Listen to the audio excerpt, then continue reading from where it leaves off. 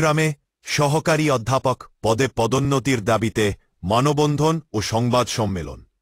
BCS সাধারণ শিক্ষা ক্যাডারের যোগ্য সকল প্রভাষককে সহকারী অধ্যাপক পদে ভূতাপেক্ষ পদোন্নতির দাবিতে কুড়িগ্রামে মানববন্ধন ও সংবাদ সম্মেলন অনুষ্ঠিত হয়েছে রবিবার ৯ নভেম্বর সকাল ১১টায় কুড়িগ্রাম প্রেসক্লাব প্রাঙ্গণে এ কর্মসূচির আয়োজন করে বিসিএস সাধারণ শিক্ষা ক্যাডার প্রভাষক পরিষদ কুড়িগ্রাম জেলা ইউনিট।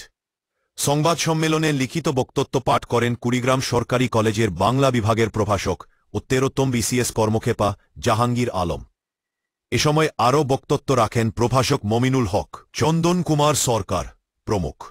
বক্তারা বলেন, সারা দেশে ৩২তম থেকে ৩৭তম ব্যাচের প্রায় ২৫০০ প্রভাষক দীর্ঘদিন ধরে পদোন্নতির অপেক্ষায় রয়েছেন। যোগ্যতা ও অভিজ্ঞতা থাকা সত্ত্বেও সহকারী অধ্যাপক পদে পদোন্নতি না পাওয়ায় তারা হতাশ হয়ে পড়েছেন। দ্রুত পদোন্নতির ডিও লেটার জারি করে প্রভাষকদের সহকারী অধ্যাপক পদে উন্নীত করা হোক, অন্যথায় ১২ নভেম্বরের মধ্যে দাবি বাস্তবায়ন না হলে ১৩শে নভেম্বর থেকে বৃহত্তর কর্মসূচি ঘোষণা করা হবে। মানববন্ধন ও সংবাদ সম্মেলনে জেলা বিভিন্ন শিক্ষা প্রতিষ্ঠানের শিক্ষকবৃন্দ ছাড়াও স্থানীয় প্রিন্ট ও ইলেকট্রনিক মিডিয়ার সাংবাদিকেরা উপস্থিত ছিলেন। হুমায়ুন কবির সূর্য, মাসান টিভি, কুড়িগ্রাম।